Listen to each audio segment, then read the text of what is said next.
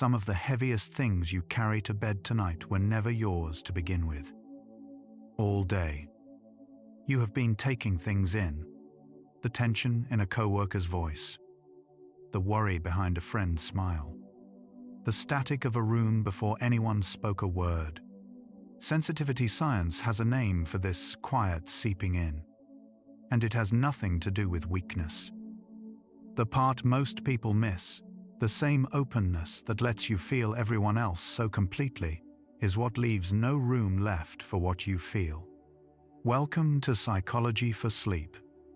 Tonight moves toward the boundary you were never taught you could have. You're lying in the one place the day's signals can finally stop arriving. Let the borrowed weight loosen and lift, layer by layer, until only what is yours remains. Let's trace where the taking in begins, and where it can quietly end. Core mechanisms, this video sensory processing sensitivity, are on: emotional contagion, mirror-neuron resonance, amygdala and insular reactivity, pre-sleep absorption of others' effect. You may have noticed that some evenings you climb into bed carrying a heaviness that was never yours to begin with. A coworker's frustration, a friend's grief, the tension in a room you left hours ago. Somehow it followed you home and settled under your skin. And even if you have never thought of yourself as a sensitive person, you may still know this exact feeling. What you are feeling has a name. Researchers call it sensory processing sensitivity, a trait studied for decades by psychologist Elaine Aron, who found that roughly 15 to 20% of people are born with a nervous system that registers the world more deeply than most. Tonight, one quiet question travels with us. Why does your subconscious soak up the feelings around you like a sponge, carrying others' pain into your sleep? Think back to a time you walked into a room and knew, before anyone spoke, that something was wrong. You did not decide to know it. The knowing arrived first, fully formed, ahead of any words. For a highly sensitive person, this is ordinary. You do not have to identify with the label to recognize the moment.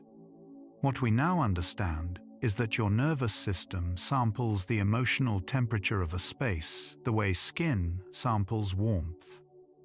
Automatically, continuously, without permission. You are not imagining the charge in the air.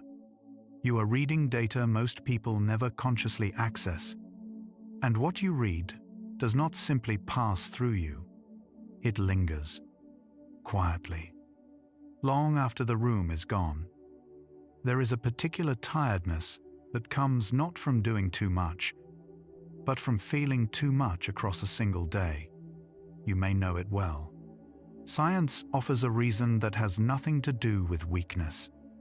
In sensitively wired people, the brain processes incoming emotional information through deeper, more elaborate pathways, using more energy per moment than a less sensitive system spends.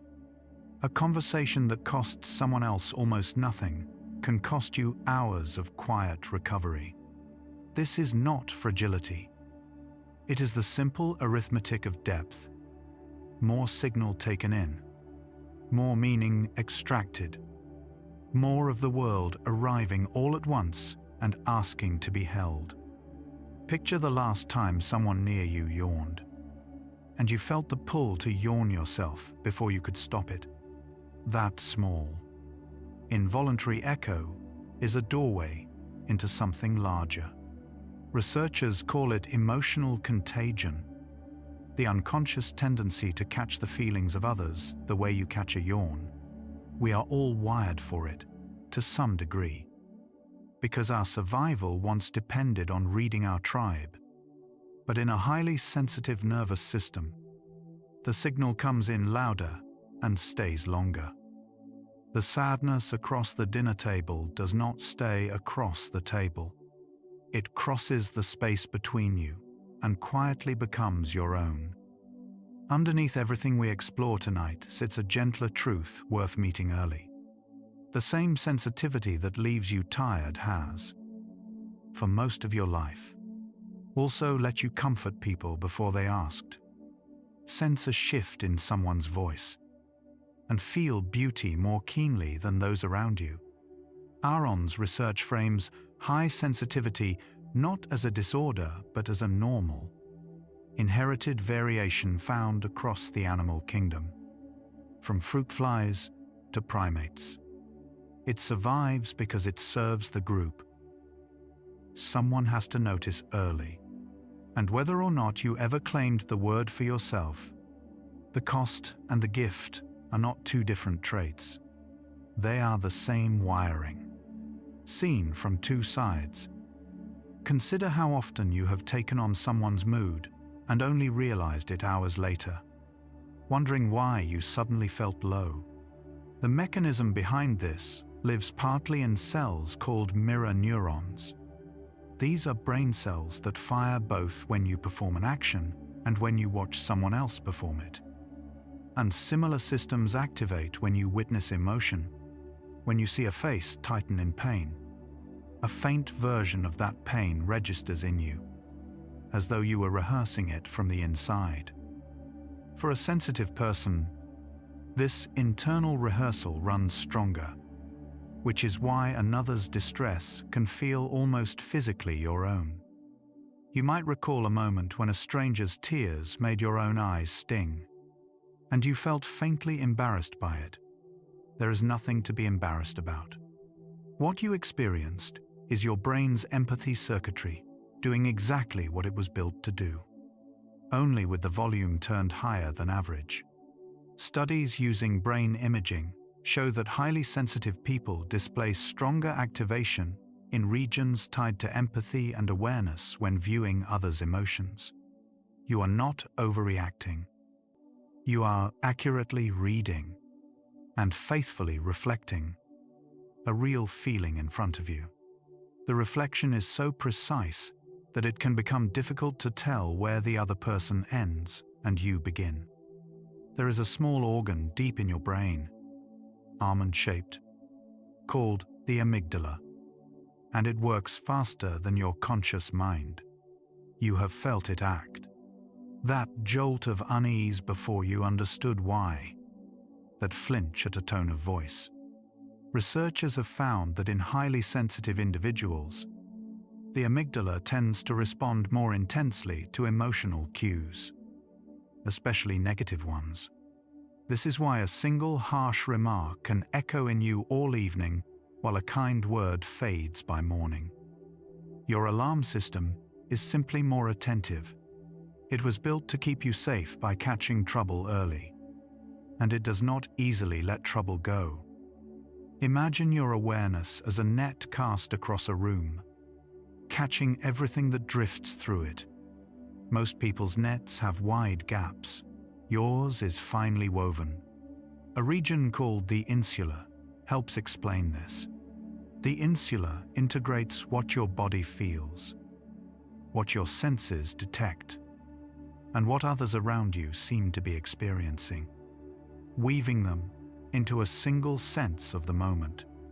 In sensitive brains, this region is more active, which means you live with a richer, denser awareness of each instant. The trouble is that a finely woven net catches the heavy things too, and at night, those are the ones still tangled there. You have probably been told, at some point, that you are too sensitive, as though sensitivity were a flaw to be corrected. Hold that memory gently for a moment. The science tells a different story than the one you were handed. High sensitivity is not a malfunction of an ordinary nervous system. It is a distinct and stable trait, measurable from early childhood and consistent across a lifetime. The question that opened tonight is beginning to turn. Perhaps your subconscious does not soak up others' pain because something is broken in you, but because something in you is working exactly as designed. only without a way to set the heaviness down. Recall how a film, a song, or even a kind gesture can move you to the edge of tears when others around you remain unmoved. This depth of feeling is part of the same trait. Aaron describes one of its core features as deeper cognitive and emotional processing. You do not simply receive an experience. You turn it over, connect it to memory and meaning, and feel it more completely. This is why joy can be luminous for you, and sorrow can be vast. The world reaches you in high resolution. And what arrives in high resolution does not flatten easily when the lights go out. Think of a time you stayed up replaying a conversation, feeling again the discomfort of a moment that, to everyone else, had already ended. This is your processing system at work after hours. Because sensitive brains elaborate on experience so thoroughly, emotional events do not close neatly. They keep being examined, like a stone turned over and over in the hand. The feeling you took on from someone earlier does not simply expire at bedtime. It enters the same deep processing and your mind, trying to make sense of it, holds it open. The tide does not turn back on its own command. You may have walked away from a crowded gathering feeling strangely scraped raw. Even when nothing bad happened, there is a reason rooted in your senses, not your character.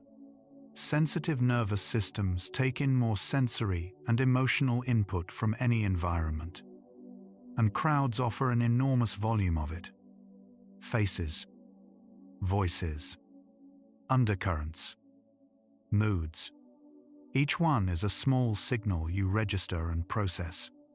Multiply that across an evening, and the system reaches a kind of saturation. What feels like exhaustion is your nervous system having done an extraordinary amount of quiet labor, most of it invisible, most of it gathering what everyone else let pass straight through. Consider the way a child often cries when another child cries nearby, before they could possibly understand why. That early echo never fully leaves us. Emotional contagion appears in the first days of life. Newborns in a nursery will begin crying at the sound of another newborn's distress. We are social from the very start, built to resonate with one another's states. For a highly sensitive person, this primal resonance stays vivid into adulthood. When someone near you is suffering, an old and wordless part of you answers, the way it answered in the cradle, long before you had any say in the matter. Notice how you can sense how someone is feeling from the smallest things. A slight delay before they answer, the set of their shoulders, a flatness in their voice. This is not guesswork. Research shows that sensitive individuals detect subtle emotional and social cues that others miss entirely, picking up micro-expressions and shifts in tone below the threshold of ordinary awareness. You are reading a room at a resolution most nervous systems simply cannot reach. It is a quiet gift, but reading at that resolution means the sorrow you detect is real, specific, and detailed, and far harder to leave behind than a feeling half noticed would ever be. Remember a day when you felt fine until you spent an hour with someone who was anxious, and afterward you carried their unease as if it were yours. What happened was not imagination. In emotional contagion, we unconsciously mimic the expressions, posture, and even breathing of those around us. And that mimicry feeds back into our own feelings, generating a faint copy of their state inside us. Your body quietly rehearsed their anxiety, and your brain read the rehearsal as your own emotion. For a sensitive person, this loop runs deeper, which is how an afternoon beside worry can leave you worried with no cause of your own. Picture a tuning fork that begins to hum when another, struck nearby, sends its tone through the air. Your nervous system can behave much like that. Researchers describe how the brain's resonance systems cause us to internally simulate the emotional states we observe, so that being near strong feeling sets a matching vibration moving within us. The more sensitive the instrument, the more readily it sounds. This is why you can walk into a tense house and feel the tension take up residence in your own chest. You did not invite it. You simply resonated, the way a finely made instrument cannot help but answer a note. You have likely had the experience of needing to be completely alone after being around people. Not from dislike, but from a quiet necessity. Honor that need. It is your system asking to recover. Because sensitive people take in and process so much, they require more downtime to return to a settled baseline, the way a deeply used muscle needs rest. This is not antisocial. It is maintenance. The solitude you crave is where your nervous system finally stops sampling the emotions of others and begins, at last, to attend to its own. Without that pause, the day's borrowed feelings have nowhere to go, and they follow you straight into the dark. Think of how a single critical comment can stay with you for days, replaying long after the speaker has forgotten they said it. This stickiness has a basis in the brain, because the sensitive amygdala responds so strongly to negative emotional signals. Those signals are encoded more deeply and recalled more easily, lodging in memory with unusual staying power. The harsh moment does not simply happen and end. It is written in bolder ink. This is part of why others' pain, once taken in, resists release. Your nervous system has filed it as something worth remembering, something it cannot yet safely let dissolve. You may have wondered why you feel responsible for the moods of the people around you, as if it were your job to make them okay. That impulse is woven into the sensitive temperament. When you feel another's distress as vividly as your own, the line between caring and carrying grows thin, and soothing them can feel like the only way to soothe yourself. Researchers note that sensitive people are often the natural empaths and caretakers of their communities. It is a generous role, but generosity without a boundary becomes overload, and overload without release becomes the very weight you take to bed. Recall the feeling of finally lying down at night, expecting relief, only to find your mind crowded with the residue of everyone you encountered. This is the precise moment our question presses hardest. As the day's distractions fall away, the emotions you gathered but never processed rise to the surface, no longer drowned out by activity. The quiet that should bring rest instead opens a stage for all you took in. Your deep processing mind, now undisturbed, begins turning over each borrowed feeling. The tide, finally still, does not vanish. It simply releases, slowly, into the very stillness you hoped would carry you to sleep. Imagine trying to fall asleep while a faint radio plays in another room. Too quiet to ignore, too present to forget. For a sensitive person, the feelings you took on can sound like that radio. Studies link high sensitivity with a tendency toward heightened arousal at the end of the day. As the nervous system, still processing, resists winding down, the feelings you carried do not announce themselves loudly. They murmur, just beneath thought, keeping a part of you alert when the rest of you longs to let go. The body is ready for sleep. The borrowed weight is still asking to be understood. You might recognize the experience of waking in the night with someone else's worry already waiting for you, as though it had stayed up keeping watch. Emotional residue does not always rest when you do, because sensitive brains continue processing emotional material during the night. Unresolved feelings can surface in dreams or in those thin hours before dawn. What you gathered in daylight quietly continues its work in the dark. This is not a flaw in your sleep. It is a nervous system so devoted to making sense of feeling that it keeps working even after consciousness has handed over the room. Consider, for a moment, that everything we have touched tonight points to a single overlooked truth you have spent years as a vessel with no lid, taking in freely and rarely able to choose what stays. The question we began with is shifting beneath us. It is no longer only why your subconscious holds the pain around you, but whether a nervous system this open can learn, gently, to decide what it keeps. You were never too open by mistake. You were built to receive. What you have not yet been given is a way to receive without being filled past your own edges. Bring to mind the simple wish beneath all of this: to feel deeply and still sleep soundly, to care for others and still come home to yourself. That wish is not naive. The pattern these hours keep describing is clear. Your sensitivity is real, measurable, and woven into the architecture of your brain, and so is the weight it leaves behind.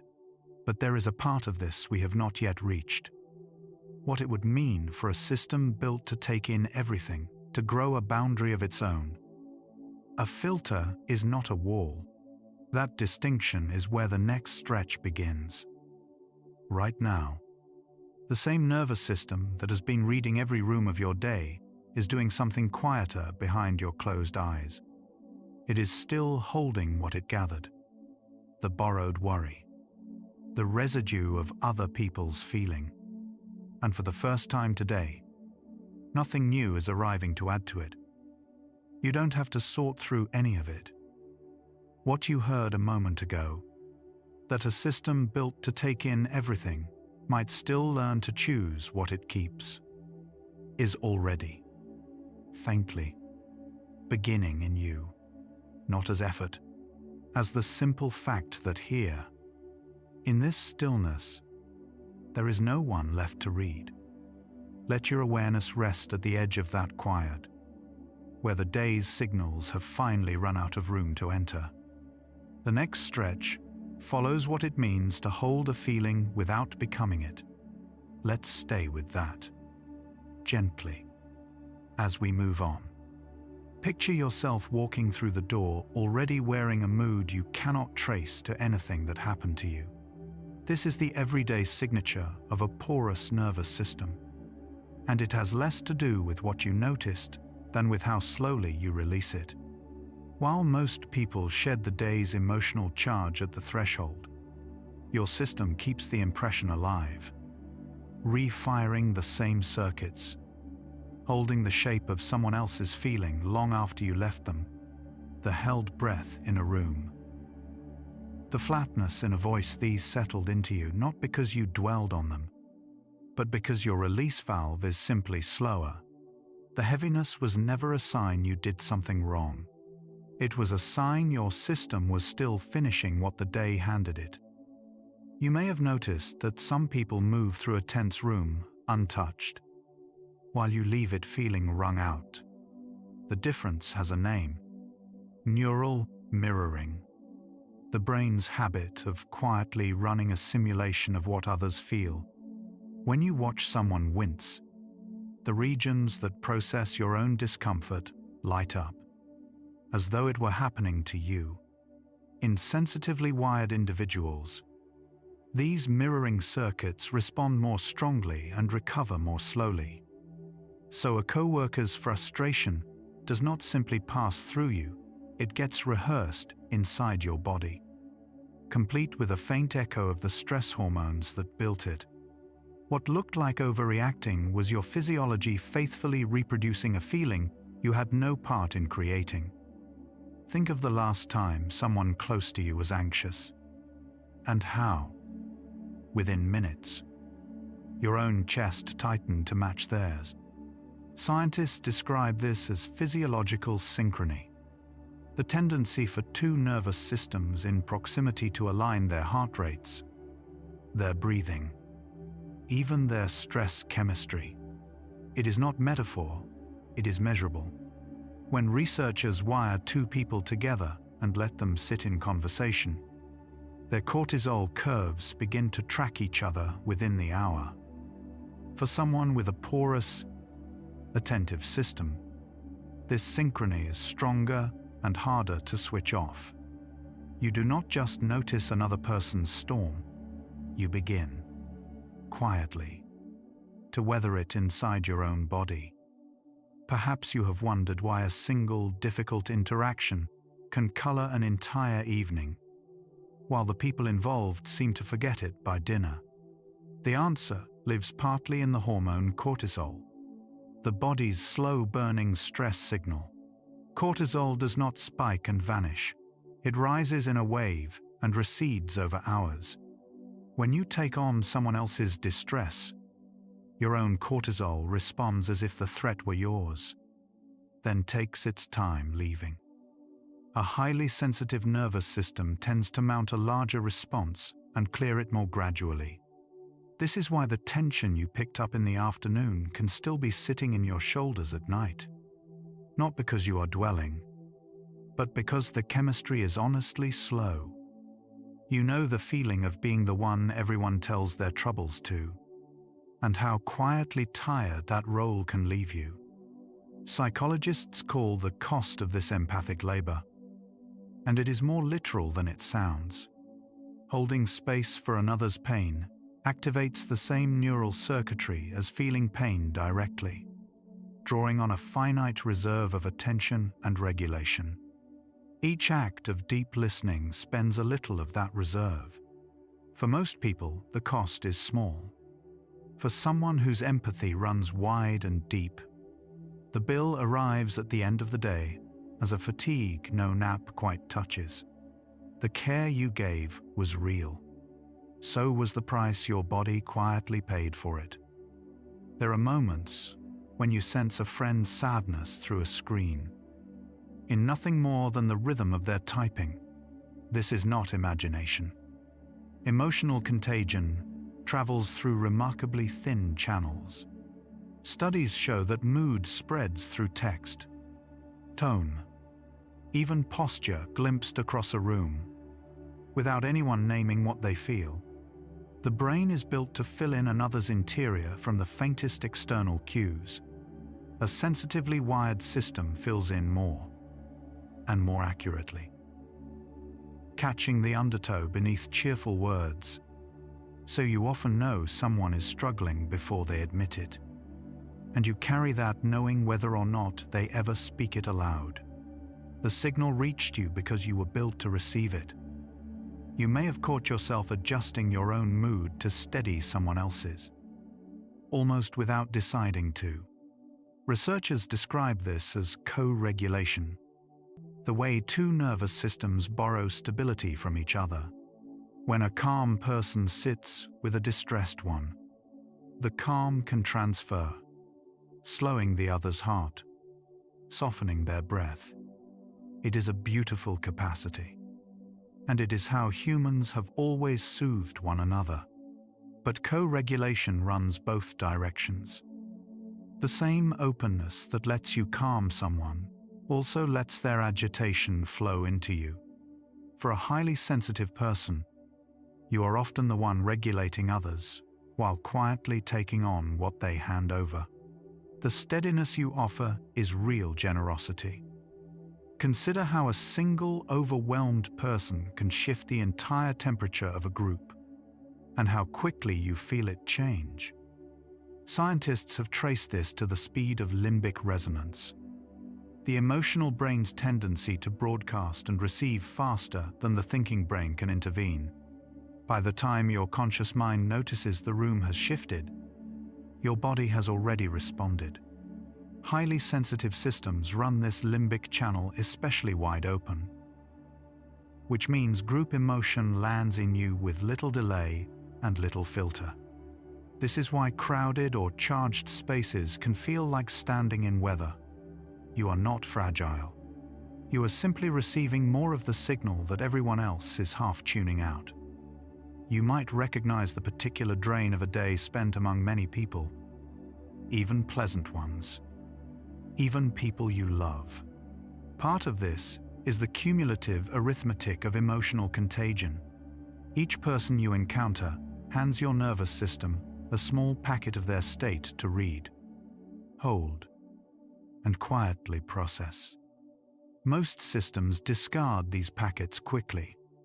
A sensitive one tends to keep them open longer, examining each with more care. By evening, you are not tired from the conversations themselves, but from the dozens of internal weather reports you took in and never set down. The exhaustion is not weakness of character. It is the natural result of a system that received far more than it was ever asked to carry. There may be nights when you cannot sleep, and you cannot say whose feeling is keeping you awake. This is one of the quieter costs of a porous boundary. The difficulty of telling your own emotions from the ones you took on. Researchers studying empathy find that highly sensitive people sometimes struggle to separate self from other at the feeling level, because the same circuits process both: a partner's worry, a friend's grief, a stranger's tension from hours ago. They settle in alongside your own and dim the line between them. The mind then tries to solve a sorrow that was never yours to fix. Naming this is its own small relief. Not all of tonight's heaviness belongs to you. You have likely been told, more than once, that you take things too personally. But what looks like taking things personally is often something gentler and more involuntary. The absence of a filter most people never knew they had. Psychologists describe an emotional boundary as a kind of permeable membrane between your inner state and the world's. In most nervous systems, that membrane is thicker, screening out the subtle emotional traffic. In yours, it is thinner by design, letting more pass in both directions. This is why other people's moods reach you so easily, and why you have rarely been able to simply not care. It was only ever more open than you were told was normal. Think of how rarely anyone taught you that you were allowed to keep some feelings out. For many highly sensitive people, the idea of a protective boundary feels almost foreign, even selfish. Yet research on emotional regulation shows that boundaries are not walls against others. They are filters that decide which signals to hold and which to let pass.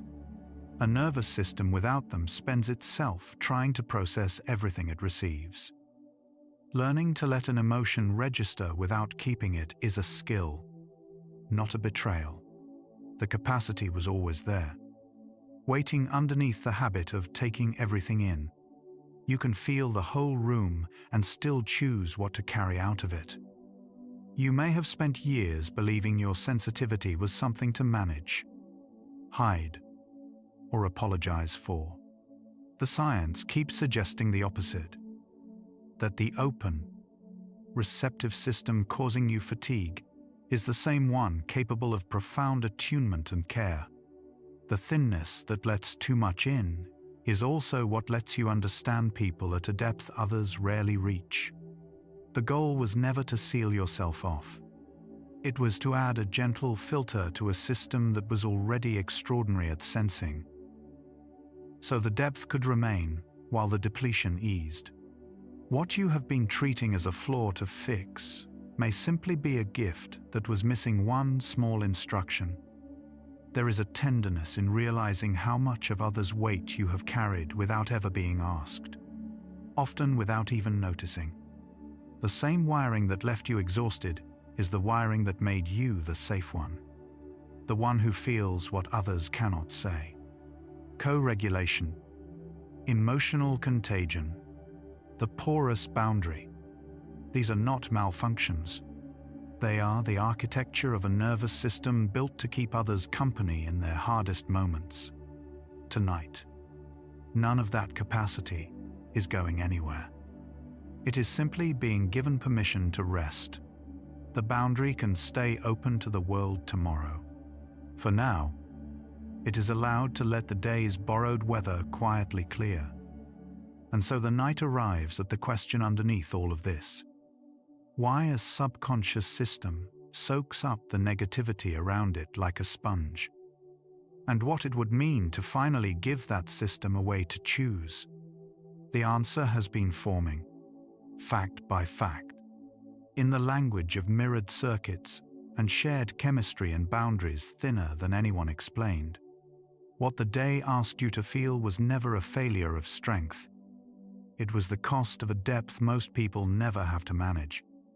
And depth, it turns out, can keep its reach while learning, gently, to keep more of itself. Something has loosened in the last little while. The day's borrowed feelings beginning, finally, to lose their grip on you. Take one slow breath. And notice how much of what you were carrying was never yours to hold. The question we started with is still here, waiting quietly. There is no need to answer it tonight. We will keep moving through it together, gently, with nothing left for you to carry. Here is something the research names, but few people are ever told. When a hard exchange ends, a charged feeling does not always end with it. Psychologists call what remains effective residue. In an emotionally porous system, the limbic structures keep refiring after the moment is over, so the impression outlasts the event that caused it. The mechanism runs through mirror systems and the insula, which read micro-expressions, posture, and vocal tone. Then rehearse those states internally as if they were your own. For most people, the signal fades quickly. For you, it lingers, because a more permeable system holds the impression longer. What looked like over-attachment was always just a slower release of what the room handed you.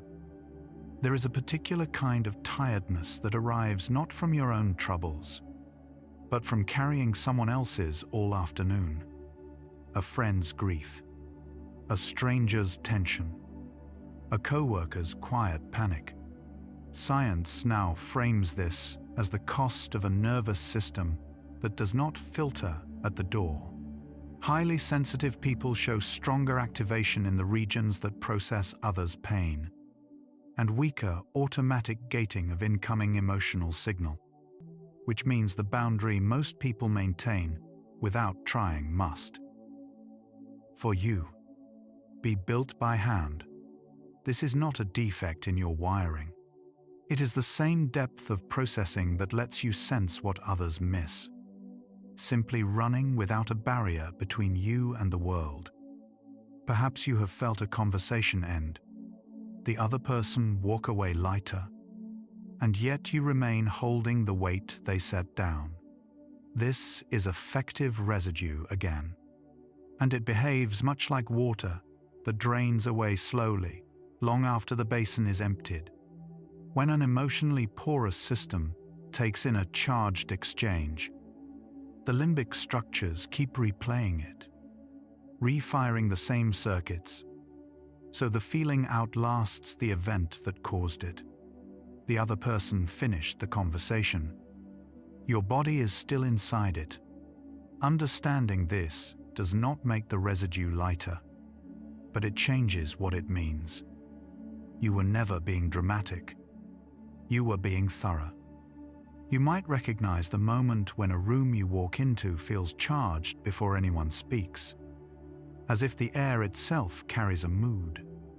Environmental psychologists have found that sensitive individuals register collective emotional atmosphere. the unspoken tension of a group, at a resolution most people simply do not access. The cues are real subtle shifts in breathing rate, eye contact, the spacing between bodies, the half-second delay before someone answers. Your nervous system reads these as data and assembles them into a felt sense long before conscious thought catches up. What you called intuition was always a high-bandwidth instrument doing precisely what it was built to do. There is a reason the late evening can feel like the loudest hour, even when the house has gone quiet. Throughout the day, an open system collects emotional impressions faster than it can process them, and only when external input finally drops does the backlog rise to the surface. Sleep researchers note that highly sensitive people often report a delayed flood of feeling at night.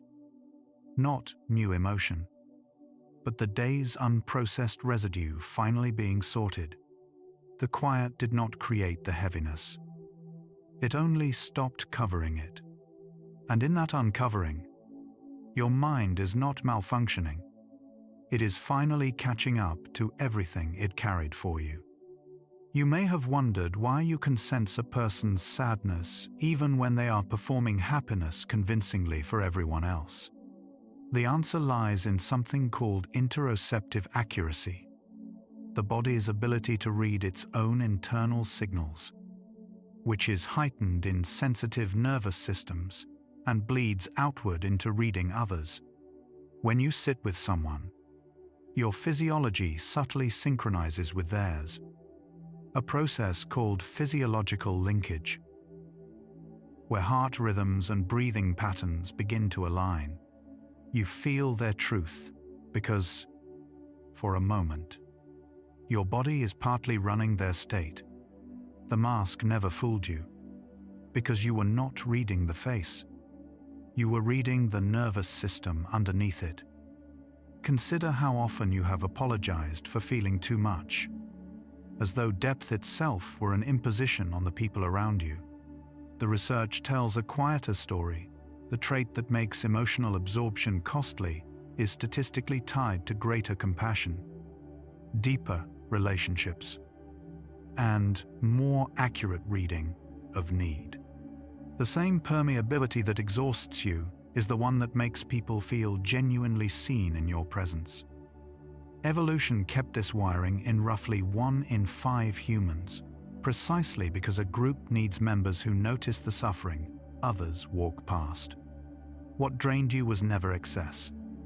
It was a form of attention the world quietly depends on. There may be a private fear underneath all of this, that if you stopped taking everything in, you would stop caring, that the boundary you long for would make you cold. But neuroscience draws a clear line between empathy and absorption. Empathy is the accurate understanding of another's state. Absorption is taking that state into your own body and keeping it. They use overlapping circuits, yet they are not the same act, and one can grow while the other softens. You can feel someone fully and still let the feeling pass through rather than settle. Compassion does not require that you carry the weight home, only that, for a moment, you were willing to see it. Picture the way a healthy cell does not abolish its outer membrane to let nutrients in. It keeps a selective gate, taking what nourishes and refusing what harms.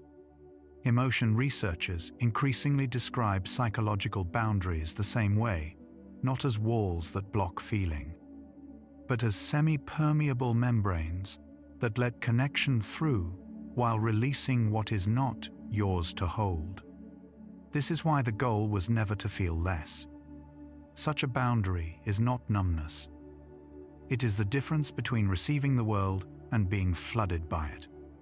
The quiet capacity to stay open without dissolving into everything that touches you. So the question that has followed you all evening begins to turn. You came in asking why your mind soaks up the negativity around you like a sponge. But the deeper truth taking shape is that the soaking was never the problem. A system that only takes in and never lets go eventually grows heavy and worn.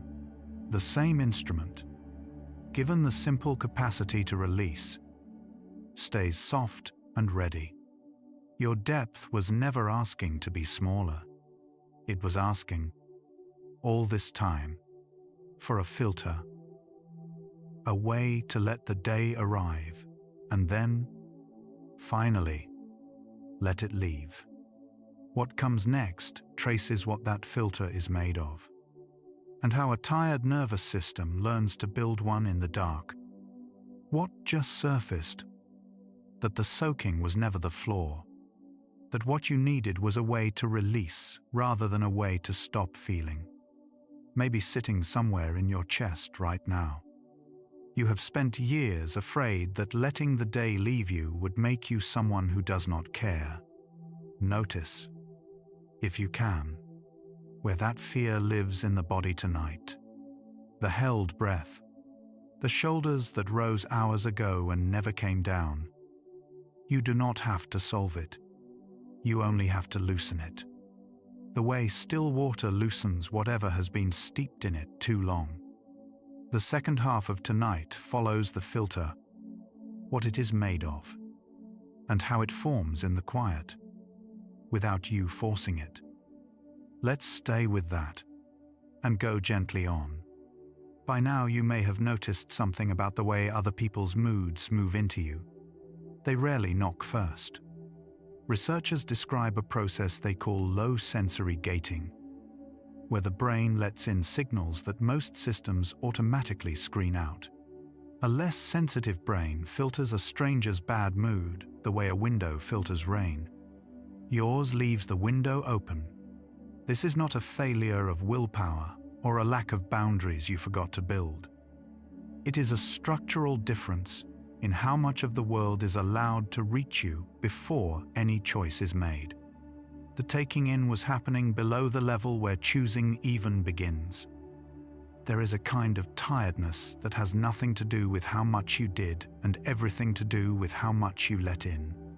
Neuroscientists locate part of this in the brain's salience network, the system that decides what deserves your attention. In sensitive people, this network flags more of the environment as meaningful. More faces, more shifts in tone, more of what is unsaid. Each flag costs energy. By evening, a system that has marked 1,000 small things as worth noticing has simply spent more than a system that marked 100. The exhaustion is real arithmetic, not imagined weakness. You might assume the things that drain you most are the loud ones, the arguments, the creases, the obvious storms. What the research keeps showing is the opposite. The subtle signals cost the most, because subtlety requires more processing to interpret. A clear shout is decoded in an instant. A friend's slightly too bright smile. The half-second pause before someone says they are fine. These demand the brain to model another person's hidden state. And modeling is expensive. The negativity you take on is rarely the kind anyone announces. It is the kind you alone seem to detect, quietly, all day long. Perhaps you have felt a stranger's grief settle into your own chest, as though it had found a familiar room there.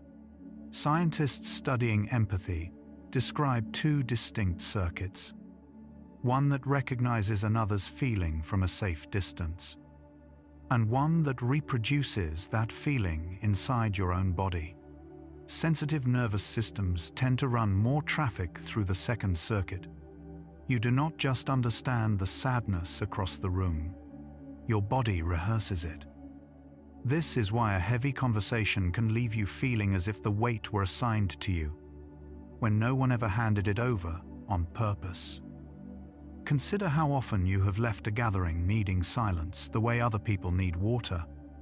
This is the body asking to clear what it took in. Studies measuring stress hormones find that sensitive individuals show a slower return to baseline after social or emotional input. The system stays switched on longer. The borrowed feelings do not leave when the room empties. They keep circulating, like an echo in a hall built to hold sound. What you have called being antisocial was often just a nervous system trying to finish processing a day it never stopped recording. You may have wondered why a single harsh comment can outweigh a dozen kind ones, lingering long after it should have faded. The brain carries a built-in negativity bias, weighting threat-shaped information more heavily because, across evolution, missing a danger cost more than missing a kindness. In a highly sensitive system, this bias runs on louder hardware. The critical word is not only heard, it is amplified, stored, and replayed. The negativity sticks because the system was designed to keep you safe, and it has not yet learned that most of what it catches tonight is not a threat at all. There is a reason the day follows you under the blankets even after the lights go out. The mind does not file emotional input the moment it arrives. It holds it, often releasing it only when the body finally stops moving and the room goes quiet. Which, for many sensitive people, is exactly the moment they lie down to sleep. The very stillness meant to rest you becomes the stage where the unsorted feelings finally surface. This is not your mind betraying you. It is your mind reaching, at last, for the only quiet hour it was given to process everything it carried. You might recognize the experience of feeling completely fine until someone asks how you are, and then a wave you didn't know was there arrives. Researchers describe this as a backlog, where input gets taken in faster than it gets processed during a busy day. The feeling was always there.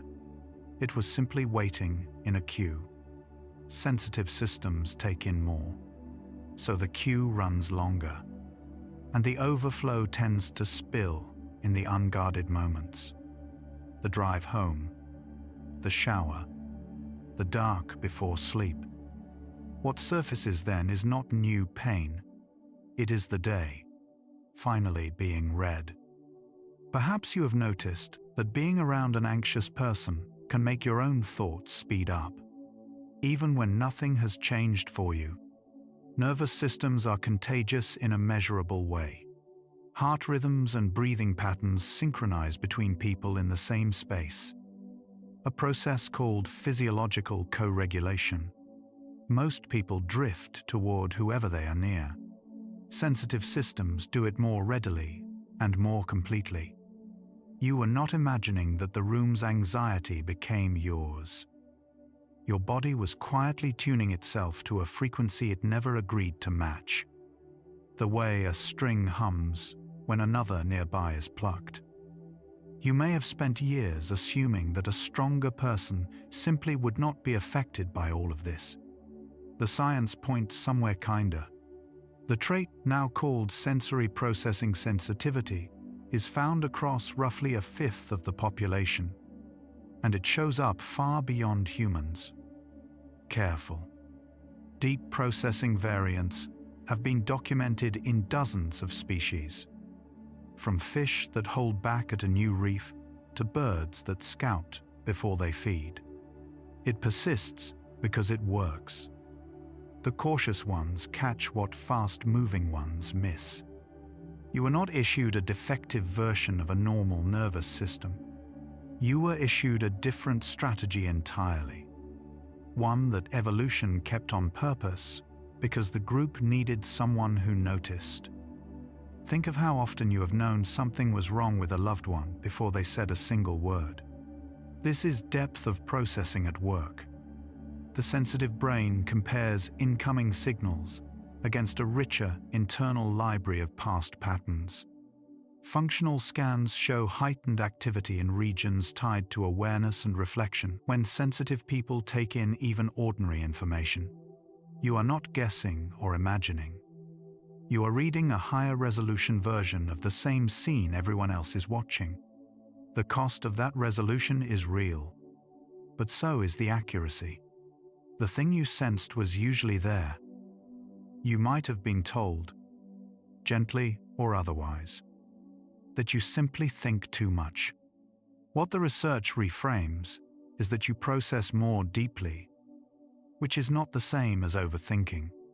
Depth of processing means each piece of information is turned over, connected, and weighed against more context before it settles. This is why decisions can feel heavy, and why a small remark can unfold into an evening of reflection. The mind is not malfunctioning. It is doing thorough work on a system built for thoroughness. And thorough work, by its nature, takes longer and asks for stillness afterward. Consider the relief you feel in nature, in dim light, in a room without other people's signals filling it. This is not avoidance. Researchers find that sensitive nervous systems recover most fully in low stimulation environments, where the constant work of processing finally pauses. The same depth that overwhelms you in a crowded room becomes a gift in a quiet forest, where you notice the layered detail others walk past. Your need for retreat was never a weakness to overcome. It was the maintenance schedule of a finely tuned instrument, asking only for the conditions in which it was meant to rest. You may have noticed that you respond more strongly to both the harsh and the beautiful, that a kind gesture can move you as deeply as a cruel one wounds. Studies confirm this is a two-sided trait. The same heightened sensitivity that makes negativity hit harder also makes warmth, art, and connection land with unusual richness. This is sometimes called differential susceptibility.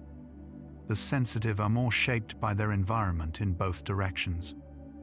The system that holds the day's heaviness is the same one that lets a piece of music reach all the way in.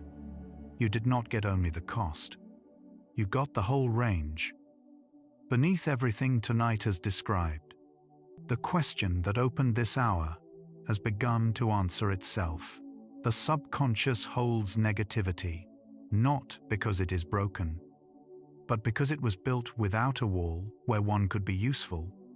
What you have lacked was never strength or resolve. It was a filter, something that lets the signal through but keeps the residue from settling in. The depth was always yours to keep. The borrowed weight was the part that needed somewhere to go. What follows from here traces what that filter could be. You might have tried, at some point, to simply stop caring so much, and found it impossible, like trying to make your eyes see less. The science explains why brute force fails. You cannot lower the sensitivity of the intake. It is wired in.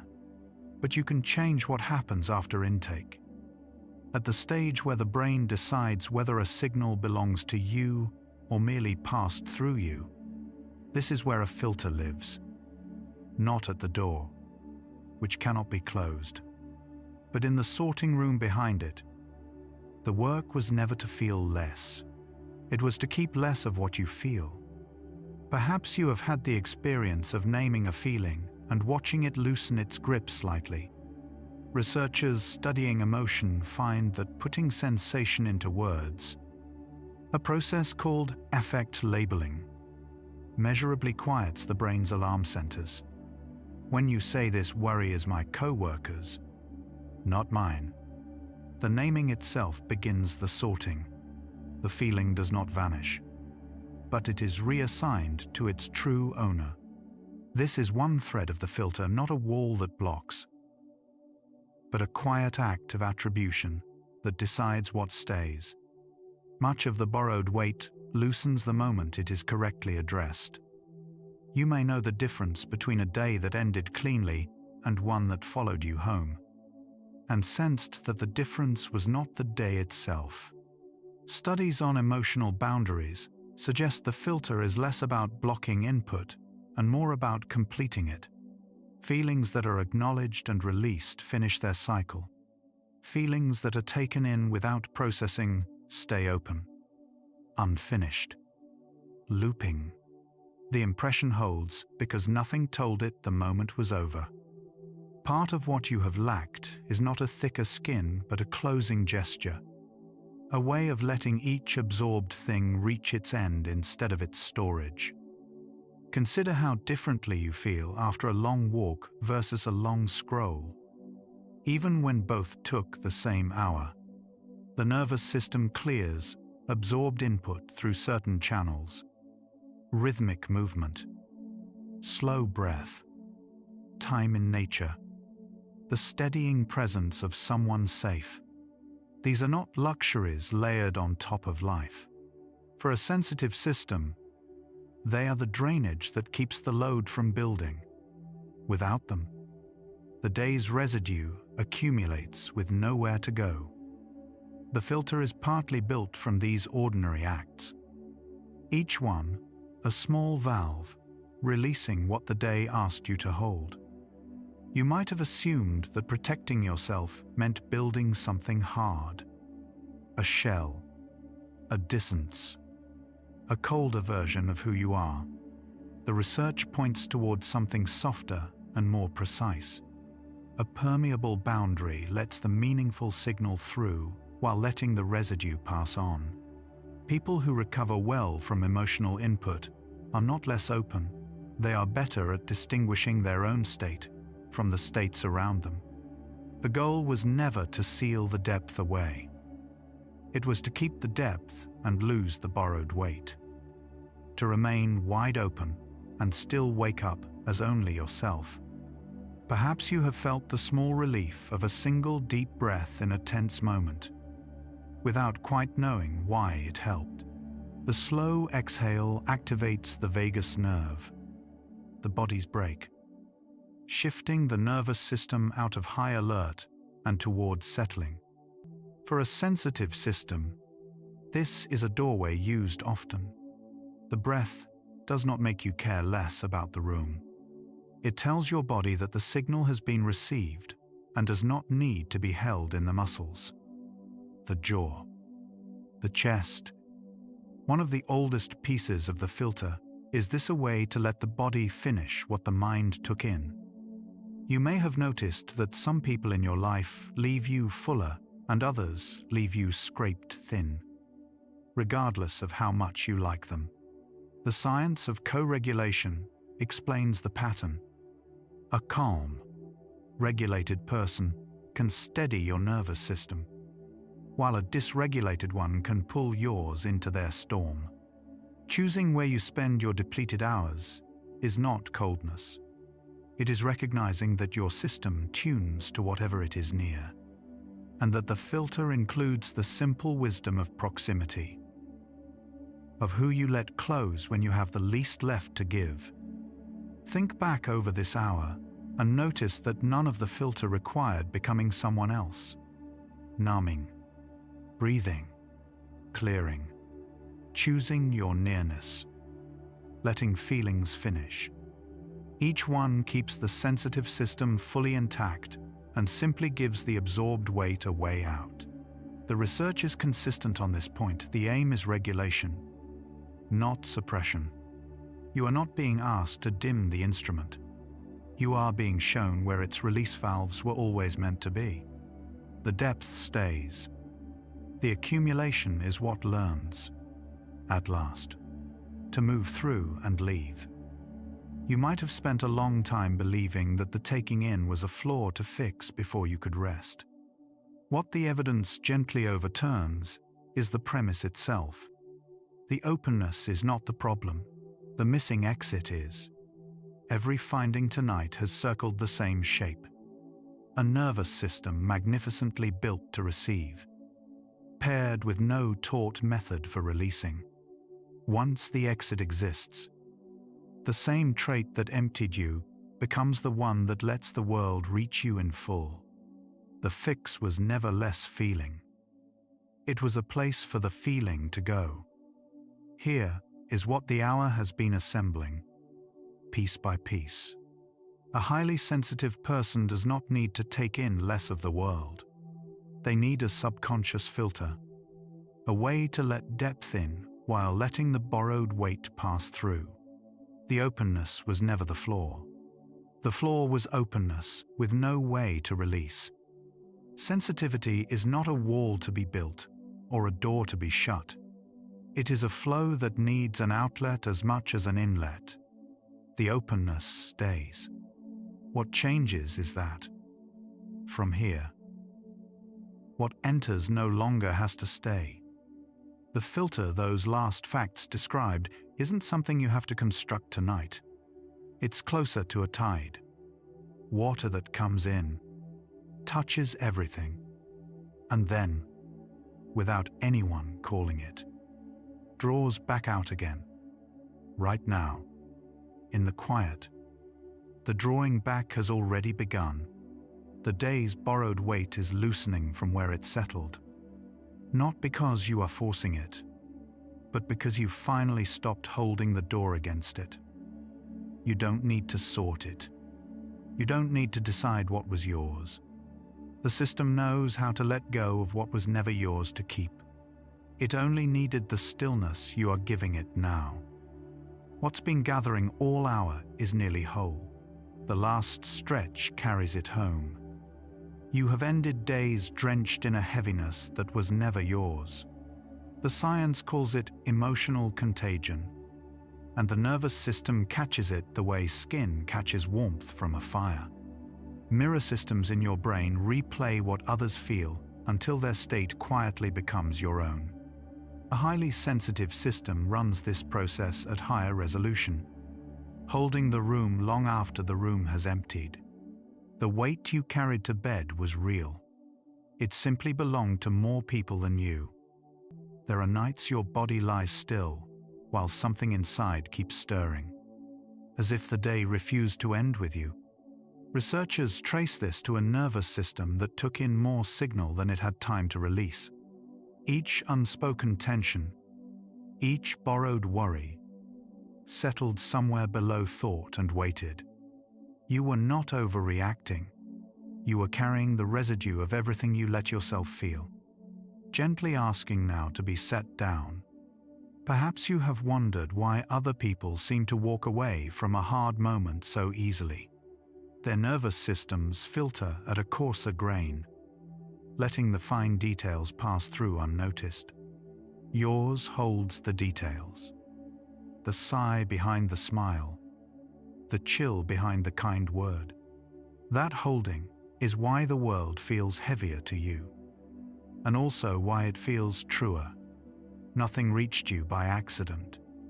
It reached you because you were built to receive it. You may know the strange exhaustion of a day where nothing bad happened, yet you came home emptied. Science now understands this as the cost of high empathic processing. Feeling for others spends the same energy as feeling for yourself. Your system did not separate their burden from your own. It carried both, without asking permission.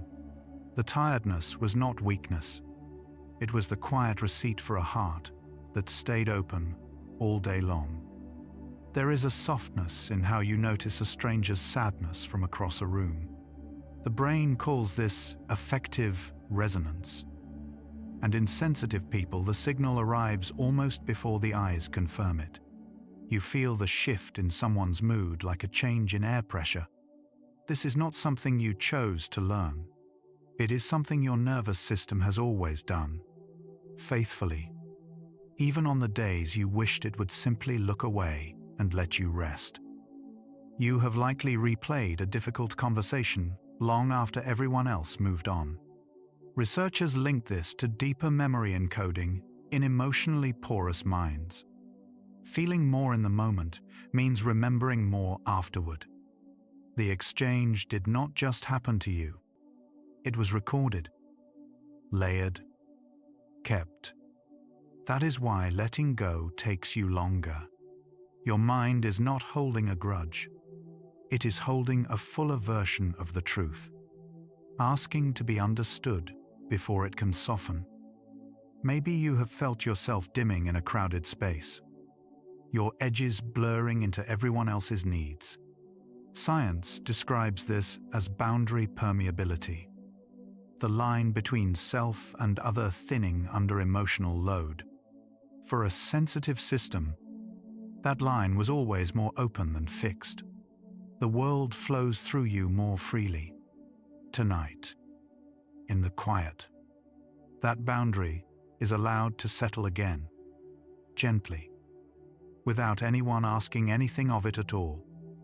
You know the relief of being finally alone after hours of holding space for others.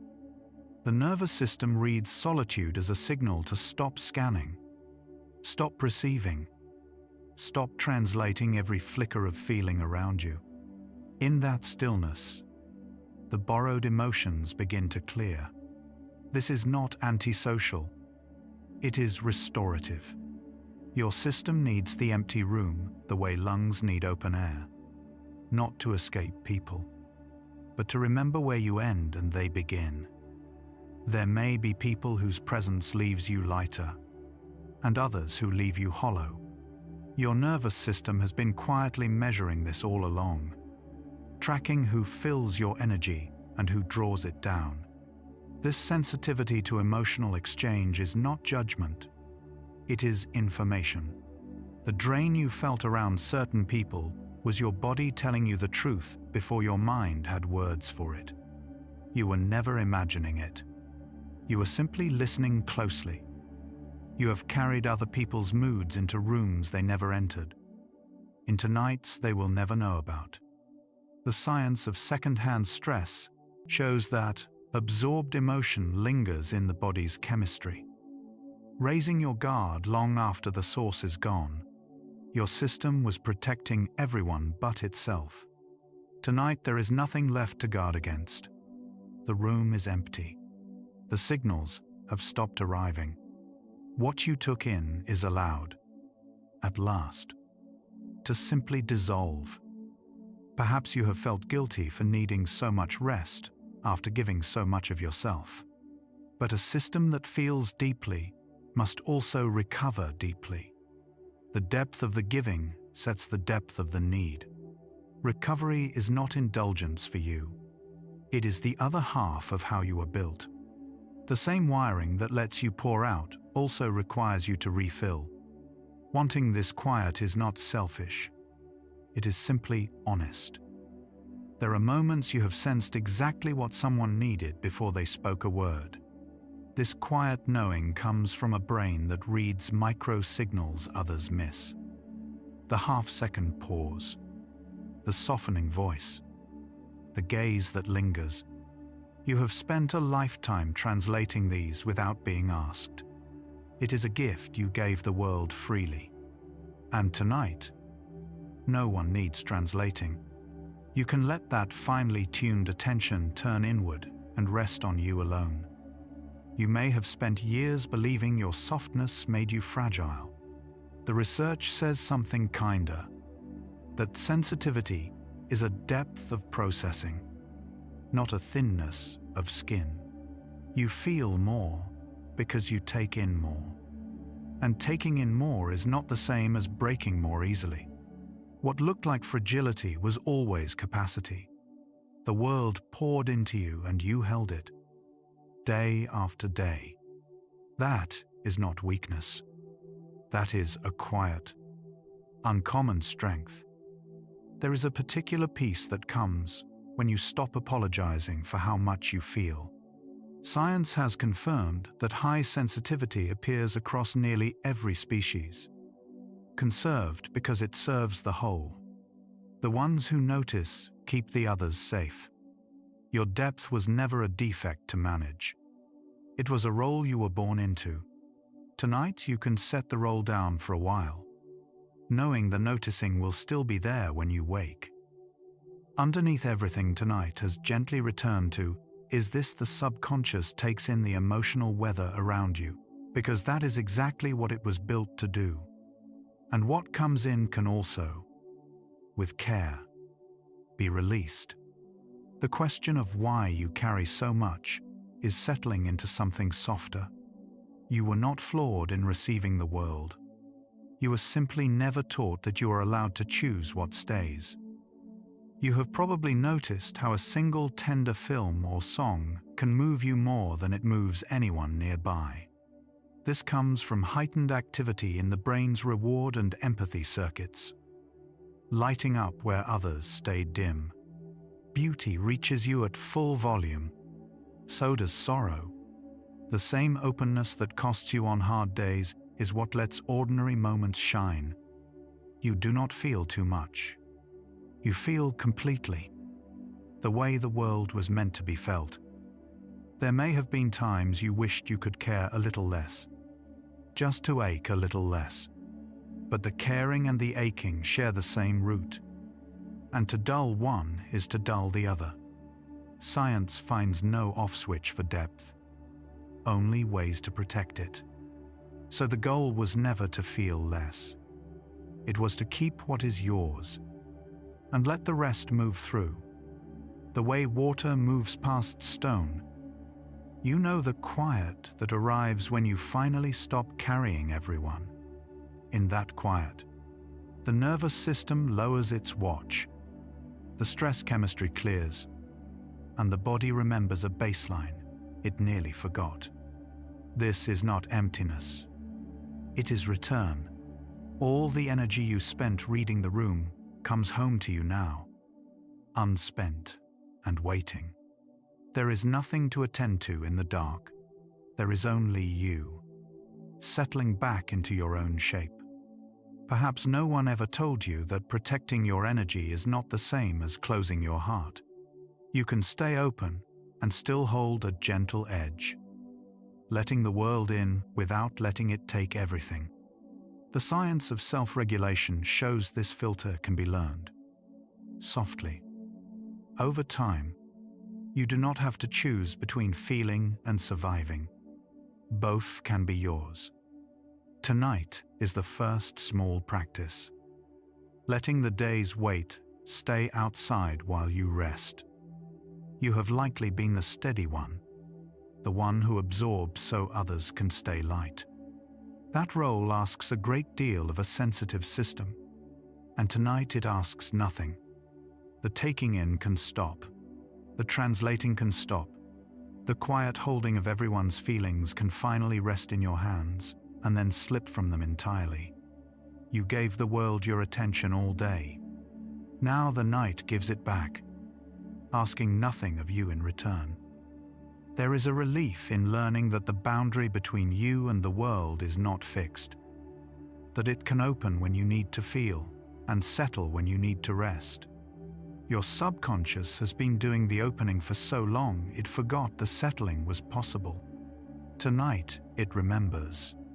Slowly, without effort, the edges come back. You are still open. You are simply, finally, also protected. You may have feared that setting a boundary would make you cold, but the warmest hearts are the ones that learn to stay whole. A filter does not make you care less.